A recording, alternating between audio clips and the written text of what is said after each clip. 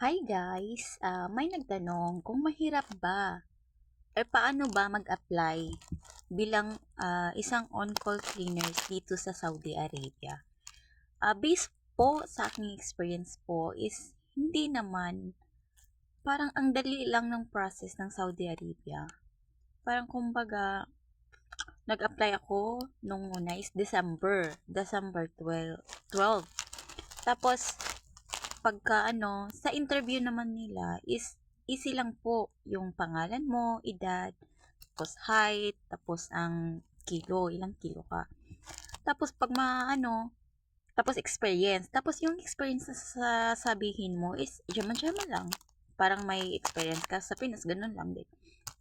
Tapos, pagkatapos, na ka, pass ka sa interview, ah, mag-medical ka na agad. Pag okay na yung medical mo, kasi sa akin, sa Cebu ako, sa Cebu, pagkatapos ng medical ko, fit to work ako, nagpunta na din sa Manila. Tapos sa Manila, uh,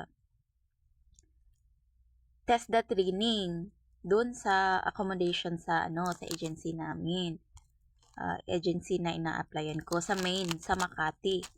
Pagkatapos, yung training is parang 3 days. 3 days yata yun. Tapos assessment. May assessment. Ay, wala. Basta 3 days, parang ganun. Tapos, 2 weeks lang kami sa Manila. Ay, nag-ano kami, December 12 ako nagpunta sa Manila. December 28, dito na din kami sa Saudi. Parang ang dali lang talaga ng process nila. December 12, nag-apply ako sa interview. Interview yun. Nagpunta ako sa Manila is January 12. Nandito na din ako. Walang 2 months. Walang 2 months. Walang 2 months. Dito na ako sa Saudi Arabia. Pag naman, yung kasi sa akin, parang ayoko talaga, nung una, alam nyo ba, nung una, ayoko talagang magpunta sa Saudi Arabia kasi negative yung naririnig ko. Kasi ganon. Siguro, merong mga ganon na mga clients or mga same lang din sa Pinas, merong masasamang tao, ganun.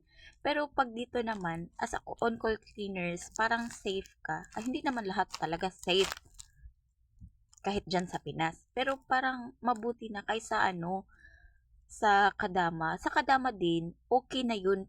Okay na din yun. Pag ang client mo, yung amo mo, is mababait. Meron kasi marami na pasukan na mababait talaga yung mga client nila.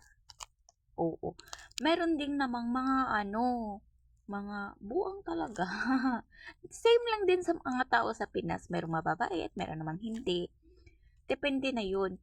Ang sa akin lang, sa pagpaano mag-apply, apakadali talaga.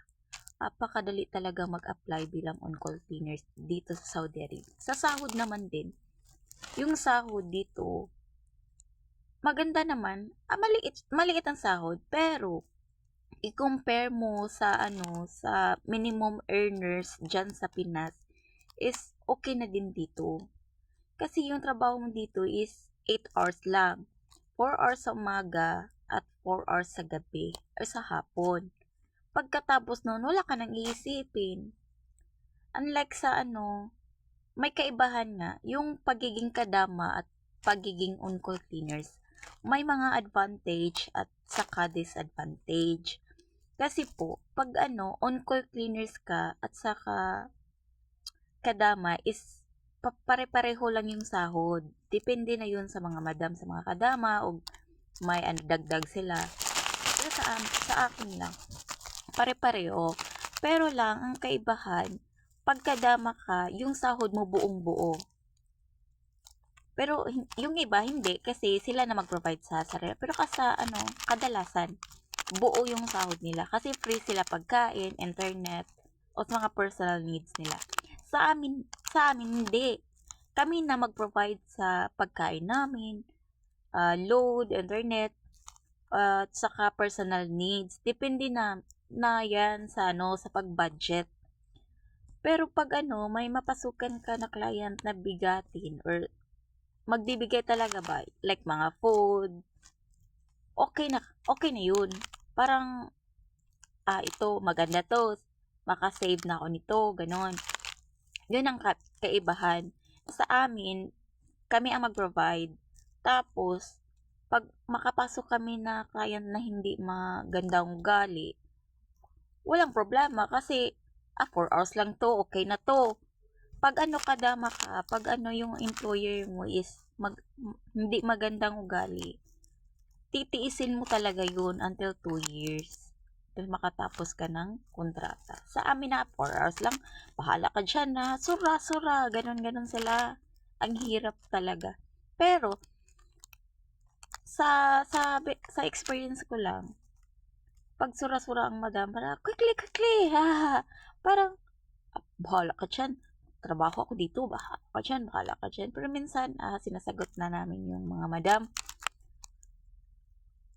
Kaya, ako sa inyo, yung iba dito, ginagawa nilang experience lang ang Saudi, tapos yung iba nag-apply na sa Europe, ganun. Hope din, kamo din, try nyo. Maganda naman, pero, yan nga, pagod. Pero normal lang yun, pagod. Tapos pag uwi mo, wala na. Rest na naman, tapos babalik naman ulit. Thank you hanggang sa susunod na video.